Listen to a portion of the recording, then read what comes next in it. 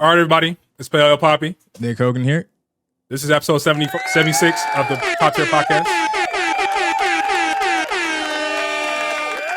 Yeah, man. So we want to just get straight started with Usher here. Let's get to it. We got some word this week that Usher is going to be headlining the Super Bowl halftime show. Some people didn't think he could do it.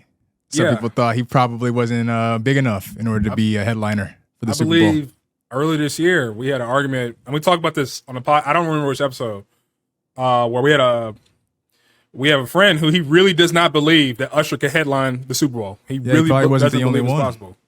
He really believes that Usher is like a black community kind of popular thing, and nobody really outside the black community really is holding Usher with that kind of high esteem. I think it's because he's R&B. If you think about halftime performers, besides like Michael Jackson, Prince, who are that's icon level, right? That's legend status. They transcend cultures. Right, exactly. Yeah. Usher might not be that guy, the Beyonce type. Only other dude, and he makes pop music, only other dude I can think of that might be along the Usher type of line that I can think of that is performed recently is Bruno Mars. But he's still kind of pop. He's not really R&B. I don't think Bruno Mars has shit on Usher, in my opinion. I just don't think they're in the same realm. I really believe that Usher is, I wouldn't say Beyonce, but he's definitely a tier below Beyonce. Or he's like an Justin Timberlake. Is that blasphemy to say he's like an Justin Timberlake? Explain it a little bit more. What are the tiers? I think tiers is like living legend. So you transcend culture. I mean, everybody knows Beyonce. If you go to some countries where there's probably not a lot of black people, they're going to be calling you Beyonce. Right. Now take that how you will. Now, I feel like if you went some overseas, you probably wouldn't, not everybody would know Usher. But like in America, at least, he's a living legend. In America, at least, the early 2000s was his era. There was nobody doing it like him, especially in that space in the early 2000s. So it's like global icon level. Then you got like domestic icon level. Exactly. Domestic icon. I think it's right below like that. Whatever. Just kind of like. I think you got just like clout chasing, artists. trendy. Yeah, clout chasing, trendy, like a lot which will never like perform. Yeah, those won't perform at the. So like the last year we got Rihanna, right? That's like a tier. It's still a tier below Beyonce, but it's a tier beyond Usher. I think she's in between. I think she's in between global icon and domestic icon because she definitely has global appeal, but she ain't no Beyonce. And then the year before that, correct me if I'm wrong, I believe they had the hip hop artists. So they had Snoop Dogg, Dr. Dre, Eminem, 50 Cent, Mary J. Blige. Remember that year? I think that was a couple years ago, right? Yes. They transcend though. Like I argue Snoop is on Beyonce. Low, like Beyonce's at the top of the tier, but Snoop is in the same tier, but he's at the very bottom. I think Snoop has global appeal. Snoop does everything. Snoop is in movies. Snoop's in commercials. Snoop, of course, got famous off his music, but like Snoop is a household name, I feel, globally. I think it's about time that the Super Bowl starts to get these hip hop and R&B artists. It's been too long. Like who would you, what do you mean? Like who would you think will be next? Well, I think if we can get an Usher Super Bowl halftime show, why can't we get like a Chris Brown halftime show? It would never happen. But hey, I'll give you your $5 if it happens. Why don't you think it would happen? $5. Chris Brown is Chris Brown. Chris Brown is global. But dude, man, people go into a firestorm if his name is mentioned. It's for other reasons. It's not for musical reasons is what you're saying. It's not for musical reasons. What? If you look strictly musical, yes, Chris Brown probably should have already performed at the Super Bowl. But I just feel like his past, people are not going to let him get away with it. It would never happen. He performs at like award shows. What's the difference? There really isn't a difference, which is a good point. That's a great point. There really isn't a difference. I just feel like it would be very controversial. He could still do it, but I feel like they'd be wilding on social media, and maybe they might change their minds on it. I don't know. I think it depends on public outrage. Musically and catalog wise, he's definitely qualified. I definitely think Chris Brown is also in like that Rihanna, below Rihanna, but close to her, like in that middling tier. Where I think it's about time. Global appeal. Sorry, I think it's about time we get Kanye. Oh my God, Kanye, dude, come on. Kanye is very much up there with Beyonce. I think it's about time. From her. He might even be above Beyonce. That might be blasphemy. But I think Kanye has way more global appeal. Maybe not way more, but he's very close to Beyonce. They almost can trade places depending on what's going on in their careers. I mean, I think it's Jay-Z who is in charge. Maybe not. I don't know if he's in charge, like the sole person who's making the decisions, but I'm pretty sure he has like a main role in who performs for the halftime show. Isn't that correct? I've never heard that before. I think Usher just said it. I think Usher just said it. It wouldn't surprise me. But why would? Don't you think this is an NFL thing? Why would Jay-Z have any kind of control? Oh, you weren't aware? Like Jay-Z works for the NFL for a long time now. For a long time now. I'm very ignorant to that. But I think now that's coming back to me. People were kind of calling him out for partnering with the NFL, but I didn't know what it was about. It was around like that Colin Kaepernick time. Actually, it's been a while. It's been a while. You know how they have like those roles where it's like urban. I don't know his specific role, so correct me if I'm wrong. But you know how they have like those urban coordinator or whatever you call them. Like, you know what I mean? Like whatever those roles are. It's like one of those. But if he's the one that's making these decisions for the halftime show, I don't understand why he wouldn't have had Kanye West yet. He had Rihanna. Didn't they bury the hatchet a few years ago? Who knows? I don't know. I have no clue. I thought they buried the hatchet. Now, if they're still beefing, I mean, why would he ever give Kanye that kind of? I don't get into the gossipy stuff. I don't know. But then he also has a political agenda as well. Maybe he's just a little too out there. Maybe it's just too much of a risk. Do you think what if you can? Because I don't know. I've heard a lot of his music, but I just can't think off the top of my head some songs. But like, what are like for Usher? I mean, like, what do you think the set list is gonna look like? Probably like his Vegas residency. I mean, people don't remember like Usher, and I wasn't even like a grown adult when I started hearing Usher music, but he's probably gonna go with more of his recent stuff. I mean, you're gonna have to go with I was just about to say you're gonna probably bring out. See, I don't know because he has to appeal to everybody, so it has to be songs that everybody knows.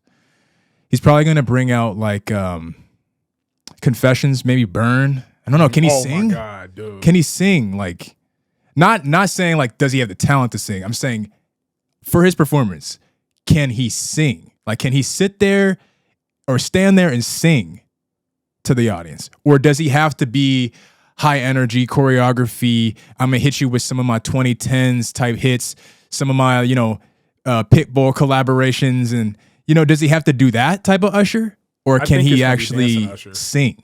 I think he's going to sing. Don't get me wrong. But I think I want him to sing. It's the Super Bowl, bro. They want to see some wild shit.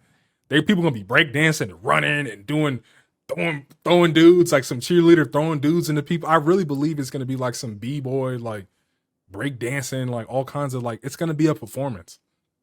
Maybe not for every song, but I definitely think they're going to come out with a bang. He's probably going to start with and it's going to be like a whole dance number. Because Usher is a singer. He has some of these. I'm looking at his catalog right now.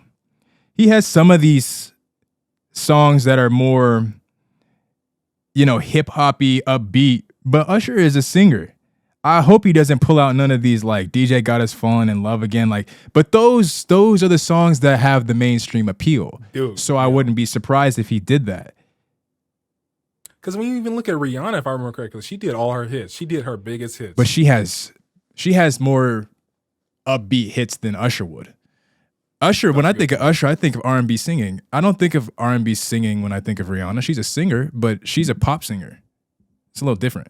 Yeah, I think they might do one or two slow songs, but they're definitely gonna do like DJ's Got His Fault. They're gonna do his more like upbeat kind of club anthems, like anything you probably heard early 2000s at like a club that was Usher. They're going to do because they're not gonna do like no R&B soul. Maybe like stuff. You Don't Have to Call those like types of songs. I don't think they would do Burn, even though I want them to do it. He should be able to sing, man. I hope he shows off the vocals.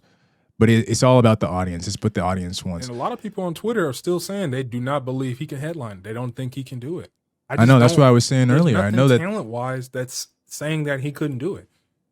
Man, Joe Schmo off the street can do it as long as they can perform and keep people entertained.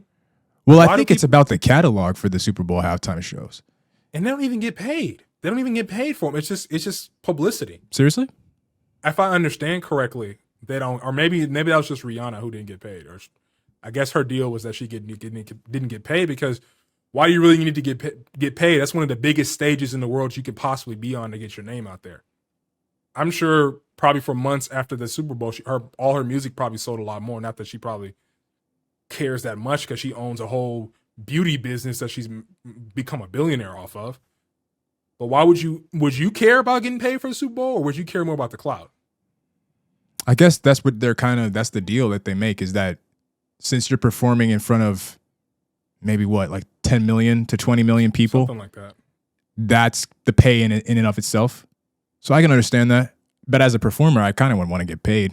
I mean, especially if I'm an active performer. Of course I want to get paid, but like imagine, like I feel like Super Bowl, I would respect the Super Bowl more if it was like artists who are not quite mainstream that are really talented, they bring on there at least to open for the person to get them. You don't think that's a good idea? Well, it's a halftime show. You're supposed to hold the attention, and the Super Bowl halftime show is a little bit longer, but you're supposed to hold the attention of people for like 8 to 10 minutes.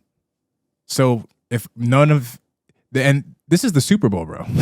That's a good point. This is the Super Bowl. It's not like it's just like an 15. average game. I thought it was like 15 because someone could do a song and for the headline, the main act, and the main act comes on.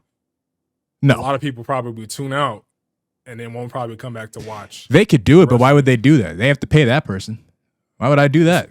You don't have to pay them if it's a middling artist who ain't really like, who would be good for something like that is like her. Like she's not quite mainstream. She's getting more popular. That's offensive to say. She opened. That's how is that offensive? You just said that her is not mainstream, and she is literally featured on every single possible music industry, like production, award show, Disney this, Disney that, Nickelodeon. She's everything. Maybe I'm offensive. under the rug. She's about to be in Color Purple if I understand correctly. So that's acting and everything. That's a pretty big deal. Maybe I'm under the rug on her. Maybe like a Smino. That's less cap. Because when I think nobody knows who that nigga is, bro. you can't have Smino performing at the Super Bowl. It would never work. Smino would never work. He's a little. I feel like he's a little too out there. You need to have catalog. That's what matters. But speaking of middling artists, according to one of our friends, let's move and talk about Drake. Yeah, let's get to it. From what you told me earlier when we were talking about this, that Drake is very close to surpassing MJ in a certain metric. What was the metric? Yeah, so the Drake is one song away from tying Michael Jackson for the most #1 singles of all time on the Billboard charts. Refuse to believe it, even though it's probably most likely it's true. This is stats. Drake really reminds me of LeBron. Oh, shit. He really does. It's So like he has all of the numbers and all of the statistics, all of the global acclaim, all of the accolades that you would need in order for you to say, all right, he's the best that's ever done his craft.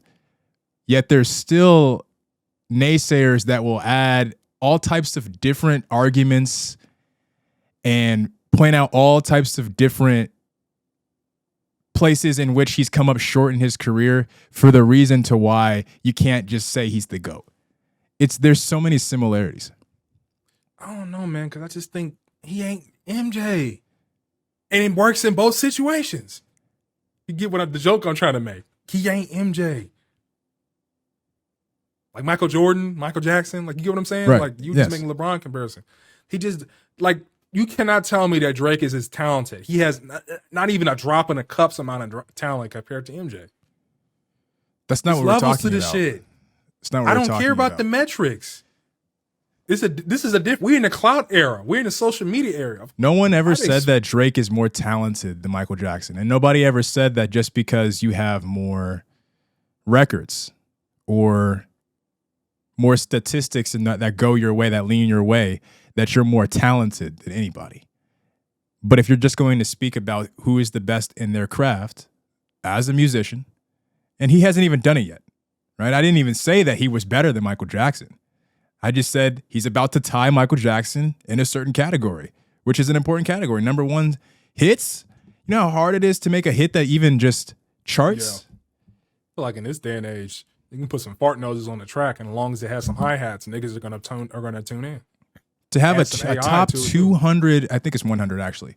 To have a top 100 song in the world, just to get on that list alone. But he has number one hits. He has albums that stay on that fucking list, bro. That's the crazy thing. Is a lot of times when he drops his album, you just see the songs in order, damn near. Like the hits are gonna be at the top, of course, and then it just goes in order for the whole album. And then the worst songs drop off. But like a lot of those songs sit on that list for weeks, if not like 2 or 3 months sometimes. So the debate is not if he's more talented than Michael Jackson. The debate is if he's better than Michael Jackson, not more talented. Okay, yeah. Well, that's the is debate. He better? Does he have a better career? Does he have a better legendary status than Michael Jackson? That would be the debate. I guess that probably is the debate because, last week you were saying, are people going to finally get off LeBron? Like, he's about to break the all-time global scoring record. Are they going to get off his ass? I was like, is this enough to include him as a GOAT? But I'm like, if you got to do all this, like, we know MJ's a GOAT. We know Kobe's a GOAT, and niggas were in the comments talking about this guy saying Kobe's a GOAT. I thought this was a serious conversation about basketball. Come on, man. Like, it's just common knowledge. The people have chosen. I don't know. I just don't think, like, everybody knows MJ's a legend. Drake is a legend on paper. I'm not arguing that. Maybe we can't even compare them because they're in different genres, but I just don't think Drake can even imagine touching a Prince or like an MJ. I just don't think it's possible. Like, yeah, it's like different eras. It's just like with basketball. It's different eras of basketball. Do you think LeBron would have dominated in MJ's era? Do you think MJ would have dominated in this era? Can we really even have a conversation about that? Well, if you don't want to go as far as to have the debate about Drake versus Michael Jackson, you'd at least have to, and I think the debate is already done, but you'd at least have to have the debate of if Drake is better than, is he the best rapper ever? And that debate to me is not even a debate anymore. I mean, I think it's pretty obvious. No. I'm just saying, just best rapper, just best career rapper. Just okay. Any rapper you could ever think of. Who's the best rapper? It has take all of it into account. It has to be Drake because I don't even think that's a debate. Agree with that. The average rapper has a shelf life of like 8 months. I swear to God. And Drake has been around in the game since like 2009. And he's. But the reason why I said this is still kind of like Jay-Z's. Like, I mean, not Jay-Z. That's what I'm talking about though. It's kind of like the LeBron argument. It's because there's still that Jay-Z nigga over there. Everybody just wants to say it's just Jay-Z because it's an easy thing to say. Same with like LeBron and Michael Jordan. It's the easiest thing to say to just say, oh yeah, Michael Jordan won 6 finals and he did 2 3-peats. Let's just say it's Michael Jordan. He's the best of all time. You're not even really looking at the career. Like, no one's ever going to replicate what Michael Jordan did. No one's ever going to replicate how Jay-Z did something. They're different people with entirely different careers and completely different trajectories. You're just comparing what this artist has done versus what this artist has done. Jay-Z has been around for decades. Jay-Z became, I think, the first billionaire that started from rap. He is a businessman. He's an icon. He's global. All these things, right? Drake is all of that. So it has sold more records. It has more acclaim, has more fame, has more iconography, has more recognition. It's not even a debate. And if he were to tie Michael Jackson and eventually beat him, because he will, I mean, he has a new album coming out, I think next week, literally. Next week. He basically got it. He's going to beat him. Yeah, so if that happens and he has the number one and then everybody, but you see everybody's going to do is say, oh, he doesn't have a lot of Grammys. You know, there's always going to be something with these, like, with the newer generation of artists and the newer generation of just people in their own craft or whatever. Unless you just completely break the mold and it's just the first to ever done it, like a Tiger Woods was the first golfer to ever make it, you know, that big of a stage, or Serena Williams is the first female, one of the first female athletes to ever make like a huge imprint on sports. Like, unless it's that level where you just completely have been just a unique person in history, if it's been done before, people are not going to want to just give you the title of GOAT. It's just not going to happen. That's a good point. But do you think when people regard Michael Jackson as a GOAT, it's just off metrics, it's off numbers? It has a lot to do with numbers because, I mean, the man won 8 Grammys off a single album in one night, right? So you have like those types of things, and then you have the iconography of the man, the legend status of the man, the longevity of the career. Dude was performing since he was like 9 years old until he was like 50. It's just, and then the global brand, the global recognition, it's hard to beat. But I'm just saying, if you think about things empirically, and I didn't even say that I thought Drake was greater than Michael Jackson. I would never say that. Not anytime soon. Hell no, never in any conceivable imagination. You got. But in terms of writing hit songs, like that's an argument to be had. Yeah, and Drake is global, man. I mean, people would call this blasphemy, but he's pretty damn. What we were talking about earlier, he's pretty damn close to Beyonce and Kanye, and this might even be blasphemy to most people listening. What are you saying? Are you saying that Drake is not on the level of Beyonce and Kanye? I don't think is that what I heard you say? Wow. I think he might be. See, I'm contradicting myself. I think in certain scenarios, he can kind of trade places with Kanye, but I don't know, man. Kanye has way more global appeal. He may not sell as much as Drake traditionally, but I think his antics and his like legacy has way more push than Drake. You know how you can answer that question really quick? Because I might agree with you in terms of, does he compare to Beyonce? I think he compares. He's not Beyonce though. But you know how you could tell? Oh. If Kanye West and Drake dropped an album on the same day, who do you think is going to get the most listens? Drake. That answers your question. But I just said though, I don't know why I'm just on this idea. I just feel like Kanye, bro. It's not even about the music. It's just antics. That's his whole marketing scheme, is that he just gets in these antics with the Kardashians and he just be talking crazy. He just comes out with some new fashion trend. That shit goes global. People wear Yeezys all over the world. I just feel like in other ways, collectively, Kanye is a little bit above Drake. But Drake, just numbers-wise, music-wise, of course Drake is above Kanye. I don't think Drake is making better music than music Kanye makes. But Drake definitely has a much more mainstream appeal. So I'll give you the Drake one. Because I've even seen it firsthand with Drake, is when I went to Europe, I went to Denmark, like a town in Denmark called Aalborg. On the bus, they had newspapers, and the biggest newspaper that was there had a big ass picture of Drake. There was no other picture on the cover than Drake's face. This is when Scorpion dropped. This was like the week Scorpion was dropping. I was walking by, people were bumping Drake. I'm like, do y'all even know what this dude is saying? I don't know. But I think Kanye probably has a lot more influence, but when it just comes down to the craft, people are going to go to Drake before they go to Kanye. And I'd also say, we can leave it at this, I don't really see Drake hopping on Kanye songs. I see Kanye hopping on Drake songs. You kind of got me beat there. That is a great point. But let's go ahead and move on to Kerry Washington. You want to intro that one? Yeah, man. So Kerry Washington, she's a long-time black actress. I've been in so many movies, I can't even, it's honestly ridiculous. She's been on a lot of hit TV shows, and she recently found out that she was born from a sperm donor and her parents never told her. So for one, I just think that's awful. Like, how would you feel if your parents just broke, or you found out? They didn't even tell you. They weren't even planning on ever telling you that you were a sperm donor, baby. I'd be embarrassed. And it's only because now my story is that I was inseminated because a nigga decided to go jack off in a cup for money.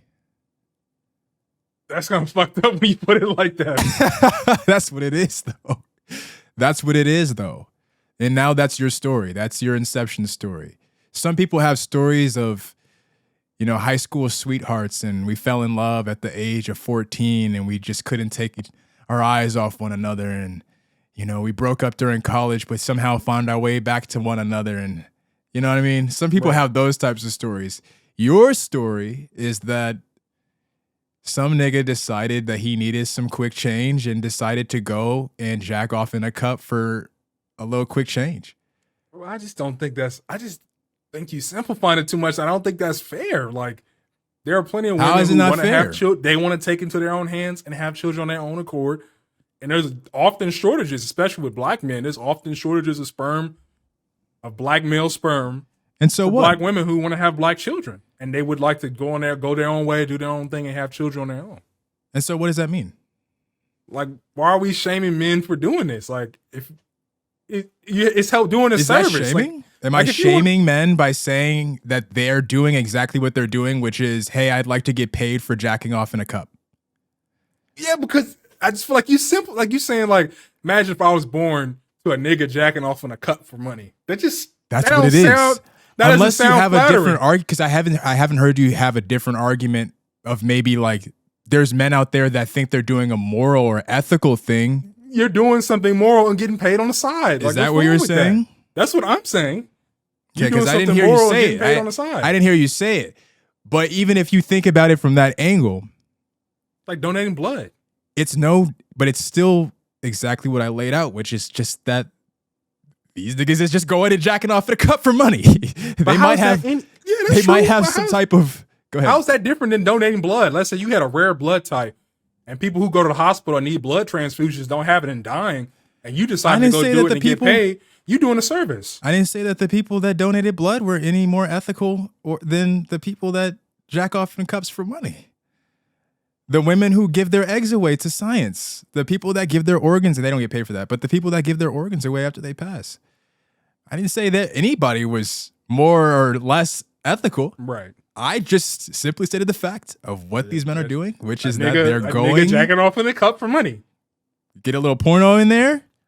They don't do that any other night. They decided one night, hey, let me get paid for this. That's all it is. And I would be embarrassed. Yeah. You know what's crazy about that whole thing? The whole nigga jacking off in a cup for money. I don't know why that's funny. That whole little sense. A nigga jacking off in a cup for money. I don't know why that is hilarious. Have I been saying nigga the whole time too? I think so. I mean, you literally said a nigga because we can't clip it. We can't clip it if I'm just saying nigga the entire time. I'm gonna slow down on that. But I think my question is like, there are men who do this and they also check on the form that they're okay with their information being there for when the children turn 18. So imagine you had like 100 kids running around. They all was like, I want to meet my actual father. And yeah. And that's a whole sickness. That's a whole nother part of the conversation that is sickening to me. It's foul. Yeah. That's where I cross the line on it, where it's like, now I start to think it's like some weird fetish now. When is it too much? Yeah. Exactly. Yeah. When does it become too much? Because those types of men are not. Okay, let me ask you this question. You saying that a lot of men are thinking this is like an ethical, moral thing to do, right? Right. What about the man that thinks he's such an ethical person that he decides to do the shit every single month and has 100 children walking around? What are your opinions on that guy? You think he's still ethical? I think there's a limit. Got a bunch of fatherless children running around. I do believe there's like an upper limit on how many times you can do it though, because you're going to create a situation where the odds of two people meeting, having sex, and they have an incest baby without even realizing it gets higher and higher and higher the more you do it. I really believe. I did a little research on it because I thought it was so fascinating. That's how I learned about. Yeah, because the reason, and before y'all even start calling me out about doing research on it, the reason why I thought it was interesting is because I saw an article like a year or two ago about how they said a lot of black women were like struggling to find the black sperm they needed to do that, because a lot of black men just don't do it. Maybe they just don't trust it. We probably know better. Because, dude, Tuskegee experiments, like who's willingly going to do that? You going to go give your sperm to a whole bunch of doctors and researchers and shit? Like, I'm not doing that. I just wouldn't think it was moral. I understand the moral take that, hey, there's women out there that might not be able to have children, so you're doing it for them. I understand that point, whatever. But I don't think it's moral. I think that the unethical aspect of having a child that you have no attachment to just running about in the world, especially if you donate multiple times, you just got multiple children just running around, not even knowing you exist, and you don't even know they exist. That fucking is disgusting to me. That I think outweighs whatever the moral stance of I'm helping women out does. But that's just my opinion. And I think it's going to catch up to you. I think tech is advancing so much. We have no idea what the future's going to look like. Imagine you do it now. You do it like every month until they tell you can stop. And then like 30 years from now, it's like everything is DNA. Everything is like, oh, you go in, they scan your DNA. Like it's remote. They can just scan your DNA remotely and it leaks on a database. And all of a sudden all your kids know who you are and they contact you. I think that could happen. That could happen very easily. I think my last question is, you wouldn't do it if it was like, bro, 10K a month. No. 10K a month. No, like I said, I think the moral implications of having a child who you have no attachment to is just too much. I don't think money can outweigh that. But you don't know, though. You don't know if the sperm you're donating, they lost it or something That's the happened to them, point. or they chose That's the not to point use of it, though. That's the point of it, though. So you go into it knowing you could use that you could use that as an excuse if you just really didn't want to, but you know, you're going there to jack off in a cup so that some woman could have a child that is your baby. And you're just okay with that and never knowing them and them never knowing you. And that's fucked up to me. I would never be able to do that to just myself, just on my own principle, but I'd never be able to do that to a kid. And they're just running around like Kerry Washington, not knowing. I could never do that. I could never do that. That's ridiculous to me. That is foul game. That is a foul game. That needs to be. So you think they should have told her from day one? Because I personally believe that they should have told her from day one. The parents? Yeah, I don't believe in that. Like, and I've seen it. You know, I probably shouldn't say this, but yeah, I've seen in other situations where people do that exact same thing, where people are adopted and they just refuse to tell them. They just plan on never telling them. I'm like, yeah, because that's a part of their identity. Yeah. Like that's a part of their story, and they deserve to know their story. I know a lot of parents think for some reason, because at the age that they were, they probably felt like they could handle more than they could. But for some reason, a lot of parents think that children of a certain age aren't able to handle certain serious subjects, which is just stupid. It's just wrong as well. Children are smarter than we think they are. And it's weird because parents used to be one. They're just grown children. So it's really weird that they think that. But that is a part of someone's identity, and that's a part of their story. And I think that it would help them to understand themselves a lot more if they knew, hey, we're not, I mean, maybe the mother is, but I'm not as the dad, I don't know what you would call it, but it's not a stepdad, so I don't know what you would call it. But like as the father in your life, I'm not your biological father. I think that would help to understand a little bit about for the child, a little bit about themselves. A lot of bit about themselves. Half of themselves, quite literally. And I think I read an article a few months ago that they said that like trauma and like susceptibility to certain addictions and depression, all that is in your DNA. Yeah. All that is carried down. So imagine your dad was like a hardcore alcoholic or something, and you not understanding that that's something you need to be careful with, or schizophrenia. And I'm not sure how these sperm donors work. Maybe they only let certain people, which if I understand correctly, give sperm. But like, what if that do slip under the radar?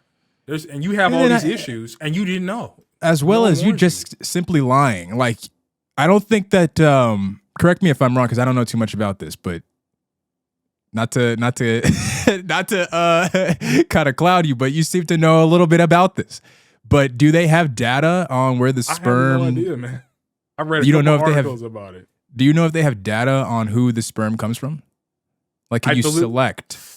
Like, kind of like shopping around? I don't know. Because I feel like if you did have too much data and it ever leaked, because data leaks all the time, now all these people are exposed. Imagine a guy, his wife never knew he donated his sperm in his 20s. Well, he just got 100 like certain kids running things, around. just about like the external and internal things about what's going on in the person's DNA that donated the sperm. So like I'm saying, like, you go into a grocery store and there's all types of different chips, so you're looking for chips and there's all types of different brands. There's all types of different, you could have flour tortilla chips. You could have yellow, white tortilla chips. You see what I'm saying? You got salted. Right. Can you like hand select based off of the data? Like, okay, this sperm was provided by a man who's 6'2", dark skin, this type of hair pattern like that. Oh, if they have that type of data? I think they do, but I don't know from my own research. Matters. But I've seen it in movies and movies be capped a lot of times. But can't think of them what the movie is called. But I've seen a movie where they were doing like picking out a sperm to use, and it was like, oh, the guy's a doctor. Oh, he's like 6'3". Like, oh, he got his master's in this. It's like, ooh, this is gonna be a smart baby. Yeah, that matters because if you get if the woman is going and picking a man that looks nothing like the dude that they're actually with. Mm-hmm. You think that child is going to look at that fucking a completely different race? You wanted a black Yeah. child, so you decided to get the dude with the black sperm. Right. Your man is white. You think that child doesn't notice, man? Y'all just playing this child for a fool. I've never seen Kerry Washington's parents, though, so maybe they look a little bit like, maybe they're more, they're less conspicuous. They probably look like kind of like medium brown, kind of like her. Like her. Like, I feel like if the race isn't different, you can always kind of get away with it. Right. But if it's like two Africans from Sudan, and they had a sperm from like Mulatto, an Asian guy, and it's like looking a half mulatto Sudan, half Chinese baby, that baby gonna be looking at them like, nigga. I'm sorry. All right, let me cut that out. We just can't say it in the parts that we think are like clip worthy. Yeah. But yeah, they're gonna be looking at that baby like, come on, bro. Like I was like a 4-year-old. I was just looking at my parents and they just like super melanated. And I'm like, my skin color is like the palm of my hand. Right. I'm gonna be looking like what happened? Either my daddy ain't my daddy or something else was going on. I don't know what was going on. Yeah, these kids aren't stupid, bro. You want to talk about Brittany Renner now? Yeah. Because she dropped some gems in a Shannon Sharp podcast, but the only thing that really made waves was the fact that she officially said her body count was 35 men. Capped on the lower end or on the higher end? Cap that. What do you mean? Like cap that? You on think the it's lower lower or end? you think it's higher? I think it's higher. Why do you think it's higher? Because I feel like I just. Hold on. You don't even know why. I don't even know why. I just think she's because she's a hoe that it has to be higher. She's lying about the amount of men that she's fucked. It's fucked up, Elliot. All right. It's fucked up. You're just like all the rest of the men. You're just like all the rest of them. I just don't believe it. I don't know why. Because I've listened to a lot of her talk about all the ball players. She wrote a whole tell-all book. Maybe if you count all the dudes in the book, maybe it's not even 35. 35 is a lot of people, bro. I'm sure that book did not contain all 35 men. She's only, what, 32, 33? She's like 32, 31. Yeah, 32, she's a young woman. 35 is a lot of men. You think it's more than 35 just because she has a provocative image? 35 is a lot of people. Think about that, bro. Yeah. Think about it for a second. You know how, if you slept with 2 people a year, you know how many years it would take you to sleep with 35 people? Yeah. Think about it. So unless 70? Wait, what? 2 people a year to get equal sorry, 35. I thought you meant to get to, because 2 times 35 is 70. Come on, dog. I was cheating off of you in calculus class. Come on now. That is a good point. No, but if it took her, if she was just sleeping with, and I know she's a hoe. Like I don't think that's a bad word, by the way. Like I didn't call her a slut. Okay, so she's a hoe. Men can be hoes and men can be sluts too. But we already know she's a hoe, right? So she's sleeping with a lot of people. But even if she were to sleep with 2 people a year, that would take her over 15 years to sleep with 35 people. I think that's a reasonable number. So 16.5? Yeah. Was that 16.5? As the hoe that we know, yeah, something like that. As the hoe that we know Brittany Renner to be, I think that 35 people makes sense. I don't think that's a trivial number that she just threw out there. This actually really not that, well. It's a lot of people. It's a lot of people. But we got to stop blaming women for like you let in with saying that she was a liar about the body count when women that you slept with. I don't know if you asked that question. I'll speak directly about myself then. I asked women that I sleep with, how many people have you slept with? Because I think that's an important number to know.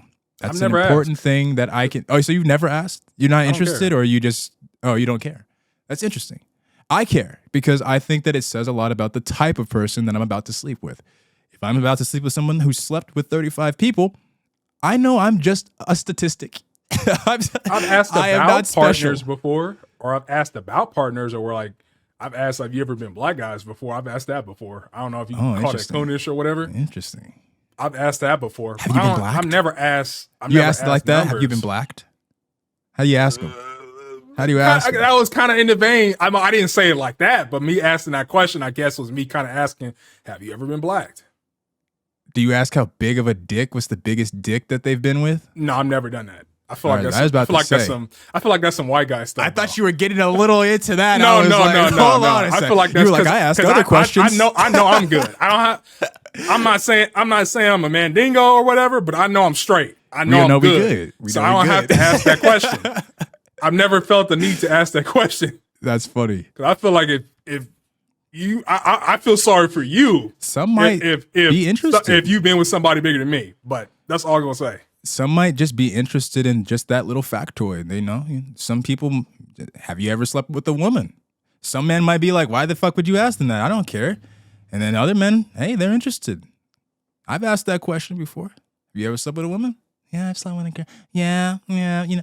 I just think it's interesting. I like to understand a little bit about the sexual partner and a little bit about what I could expect from this person in the future. That's pretty good because you kind of casing out, what you could kind of try because those answers within answers. And then also where I fit in the grand scheme of their story.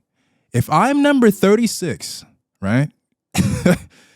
Dog, I don't mean shit to this woman. I'm sorry. Whatever she's telling you about, oh my God, I love you and I want to be with you. I am number 36. That's like, to me, this is like, you heard it here first. It just came to my head. It's probably going to sound ridiculous. It's like a DoorDash lay, if you get what I'm saying. Like, you just like are just a random nigga. Like, if you get what I mean, just like, yeah, she probably had all kinds of different meals. But like, you probably just weekend, I'm trying to get some sex. Let me get on my phone.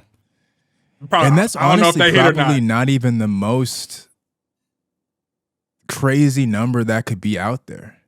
Because how many people you think the average person in their lifetime sleeps with? Like 8, 7? I think with men, it's probably about 5. No, it's more than 5. I think it's like 5 to 10. Maybe 5 to 10 is maybe a 5 little to 15. broad. Maybe 5 to 15. So the average guy you think can fuck up to 15 girls or people in a lifetime, but maybe not 15. It's probably about 10.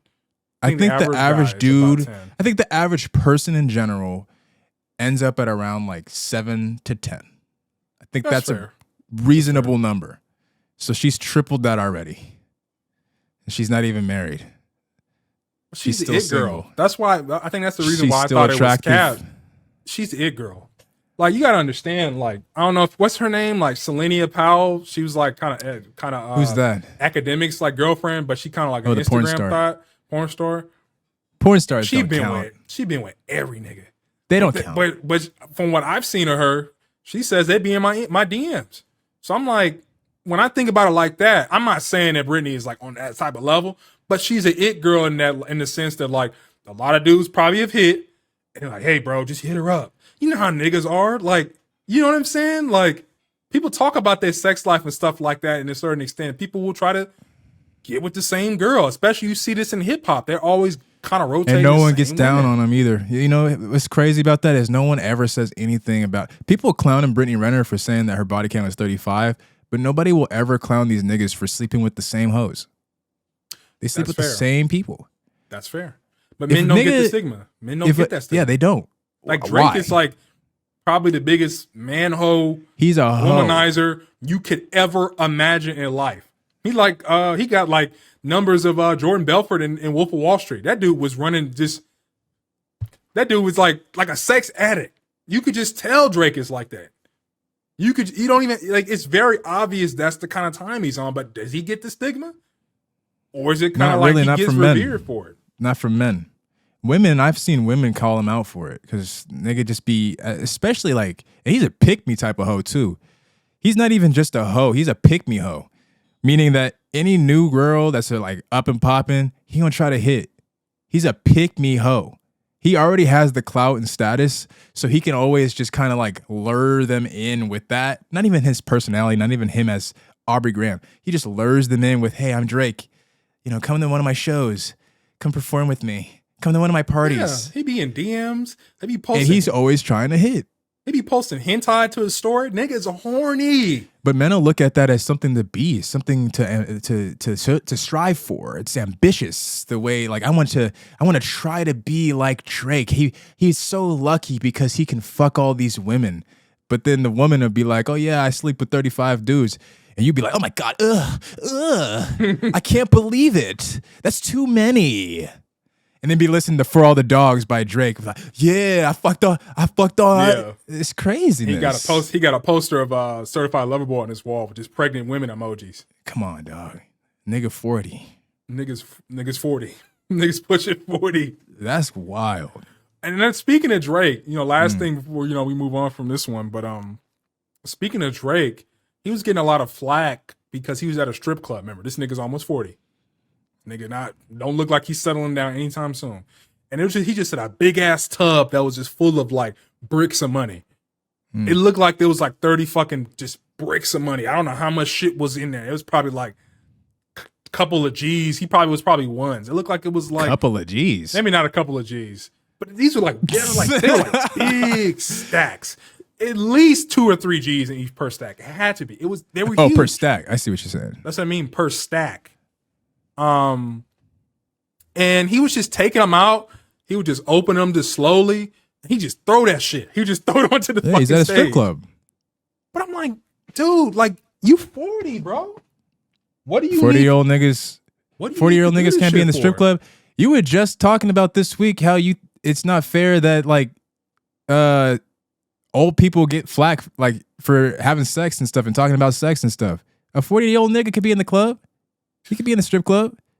But what Why our you friend was gatekeeping talking the strip about, club? And to give context, right? And for guys, Smokey Robinson dropped the album in April called Gasms.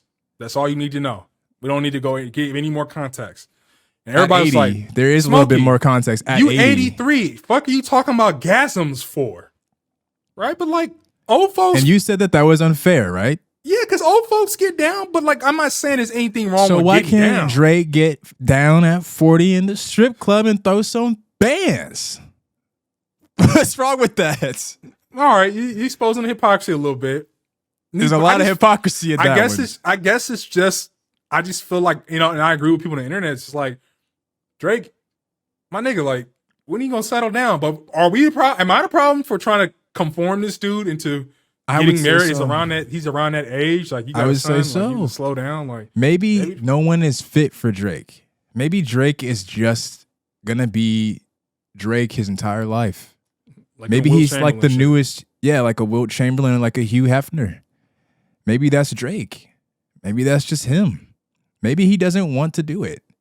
Don't you feel there's an emptiness there? In I'm just not being a Drake's forever playboy? therapist, so or you just mean like on average, like for an average person, Just like an if you're average- not like, to. just imagine you were a Drake, where it's like I don't want to you're imagine just a that. forever womanizer who would never get married. You might have kids just because a condom might break or some shit happens, and of course they're gonna keep the baby. You're Drake, but like you just live this forever playboy, Andrew Tate kind of fuckboy like, kind of dude. Like the thing that we have to recognize is that not everybody's always in the place to want to prioritize another person. He probably just doesn't want to do that. It's okay for like, would you have the same argument for like any female celebrity that never got married? Like, oh my God, they must be empty inside. people do though. Would you though? People do get on. Would you? No. Probably Exactly. not, 'cause I So think what's it the was difference? me. Because you But think it's a but guy and still that they're the mean- dominant one, so they should be the one that's out there. You gotta get a woman. That's true, you. true. Maybe he figured it out because a lot of people don't agree with marriage. But I always feel like I don't want to have kids without being married. Is that programming? Is that society programming? No, it's just your choice. It's Because just your I choice. personally want to be a father, but I'm Drake also didn't wanna like have that baby? marriage seems like a scam at the same time. Yeah, and Drake didn't want to have that baby, and Drake probably just also doesn't want to get married. I think a large part of it is kind of what I said. Like, it takes a lot for you to just plain and simple be in a relationship with somebody and prioritize them on just a relationship, exclusive relationship level, and provide as much energy as possible to maintain that. And then there's an even higher step to be married to a person, especially at the level of fame that Drake is at. And you're going to tie your assets to them. I mean, that's a whole nother conversation. Like, he probably just doesn't have the space in his life to want to do that. And I think that's fine. I don't blame anybody for not wanting to get married. Even though it does look a little weird that the nigga is 40 and still kind of acting like he's 27. That does seem weird. But at the same time, he's only 40. And he's not even actually 40. We're just saying that. I mean, are we He's like getting 37. Kanye? Kanye, I mean, I know he's married again, but he's still kind of moving like he a fuckboy a little bit. Well, Kanye just crazy. Yeah. That's a different story. Which doesn't help the argument either. Because he's just crazy. He's just weird. He's just crazy. All right, so let's talk about this ABC special that aired for Hispanic Heritage Month. So yeah, there was an ABC special that aired, and they were talking about the legacy and history of the Zoot Suit. If people don't understand the Zoot Suit, we'll get into the legacy in a second. So the Zoot Suit, and they said that it was popularized by Mexican people in the Hispanic community, and there was a firestorm about it on Twitter because it led into a legacy of like what's happening with hip hop right now, where people are saying that Jamaican people and people of Mexican descent created hip hop and not Black Americans who are being erased and separated from our heritage. So going back to the Zoot Suit was, for most people that I've seen in the African American community, was popularized by Cab Calloway. And he was a singer. There's a video on YouTube. Just look up, if you just type in Cab Calloway and Zoot Suit, you see what I'm talking about, where he's wearing like this big Zoot Suit. It's in black and white, but people said it was yellow. And the Zoot Suit is kind of like, it's like baggy. It kind of reminds me of like, you know, like the early 2000s era where people were wearing like really baggy shirts and pants and stuff. Right. It's like a suit, but it's like kind of more in that style. And they wear like these giant hats that have a feather in it. And they usually have like this giant chain. You know, like those like chain wallets that used to have the chains on them people wore in the early 2000s? It's like that, but it goes all the way down like past your knee. And it was a style. Like if you ever watched the Malcolm X movie, before he went to prison and actually became Malcolm X, and he was still Detroit Red. He was wearing his suit, and he was doing that. He was doing the walking and the moves, and they went dancing at the club. Yeah, so you know, people were mad about that because they were like, "Dude, hey, the Zoot Suit goes back to the 1920s. When the Hispanic community took over it, this was in the 40s." And another thing that happened is that happened during this month is people were saying that the Mexican community created moonwalking, and they showed a video, I believe was from the 50s, of a man of Mexican descent doing the moonwalk. And people showed videos from the 20s and 30s of Black people doing it.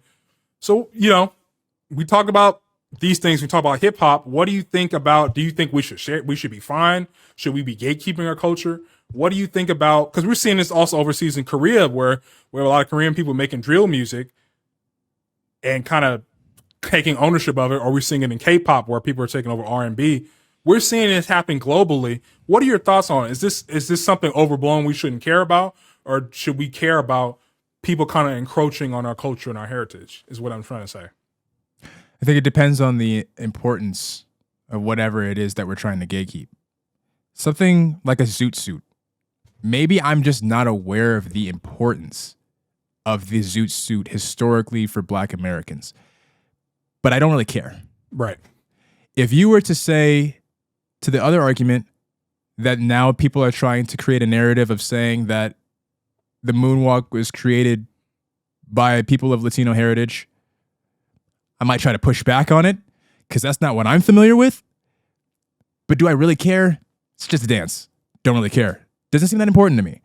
If someone were to say that Hispanics or any other group of people culturally created hip hop as a genre, I'm going to push back on that heavily. And I would hope that a lot of other Black people would as well, because it's just historically inaccurate.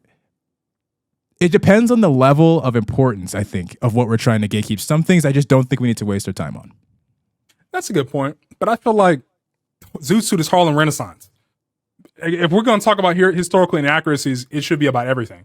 We shouldn't have to just pick and choose. Because when you look at rock and roll is associated with white people only. When we created rock and roll, when it goes back to Chuck Berry and Jimi Hendrix, these were the pioneers. But everybody associates rock and that legacy and that culture with people like Elvis and like the Rolling Stones and guys like that. And the Rolling Stones got their name from a Black man, from a song. I forget his name, but he had a song called The Rolling Stone. And they took that and they had that album and they said, hey, we should name our band The Rolling Stones. And now rock is synonymous with white people. Just what I'm saying, when you don't gatekeep, you leave people to appropriate the history. And now the history books are saying you had no part in the creation of this. I just feel like we're going to get to a slippery slope where it's like, and people already say that the Black American community has no culture, has no culture, has no culture, and all of modern music is us. I don't care what it is. It has roots in us. I don't care what it is. Even house music, even punk rock. I learned punk rock the other day, which a lot of that is associated with like Nirvana. And I'm pretty sure Kurt Cobain was like in the band of a black woman who created the genre, and no one even talks about her. He got his start playing in her band. She wasn't really that famous, and then he went on from there and made Nirvana and became a legend. That's what I'm saying. Like people get whole attachments to their culture from us, and it never gets referenced again. So I feel like if we're gonna we got to gatekeep everything. We got to if people talk about being historically accurate, we got to tell the whole truth. I don't care what it is. I don't care if it's positive or negative parts of the culture. Let's tell the truth, because you're not going to make money off something and you don't want to tell the truth about it. That's all I got to say. I can't argue with that. I can't push back on that. So I was hoping we had a little bit more to talk about this one. I just kind of want to just kind of spread the word on it. Just like make sure everyone, no matter who you are, we're just keeping it consistent and we're telling the whole truth about history in general. Period. It doesn't matter what it is, because I just feel like this is an erasure, and this kind of goes into the whole Black Americans don't have culture. I'm like, what do you mean? Everything you listening to on your phone, the way you dress, the way you styling your hat, the reason why you want to look this way is my culture. I don't know what you're talking about. I think it's because, I don't know if they're thinking about it this way. Maybe I'm intellectualizing their argument way too much. Maybe I'm giving them way too much credit for thinking this way. But I think it's probably based off of the fact that we don't want the only part of our culture to be seen as just music and pop culture.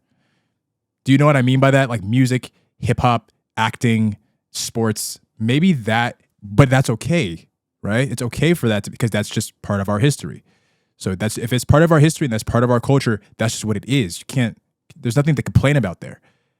But I think maybe some people just feel like because other groups of people have different aspects of culture that's more recognized, a lot of Black people just feel like we don't want that to, like culture and music, right, to just take over the entire narrative of what you see, the entire image of what you see about Black culture. Could be. I'm probably just giving them way too much credit. Our history really, isn't really taught that much. And even it's pop culture and entertainment that's being encroached on.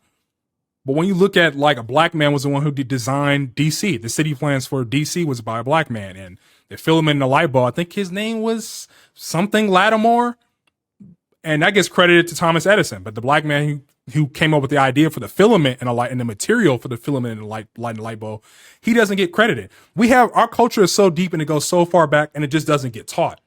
Now, that's why I can't push back on the argument originally, is because, and that's not entertainment. That's that's science. That's city planning, city development. People just act like we're just so stupid we can't XYZ the third, whatever racist thing you would imagine. Well, you just don't know. You were never taught, and nor do you want to learn.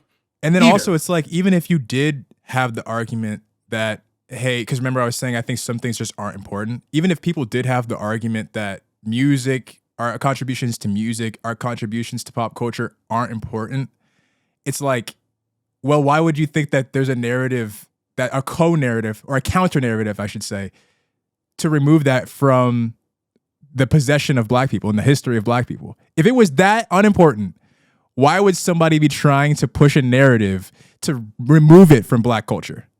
Exactly. That's what I'm saying.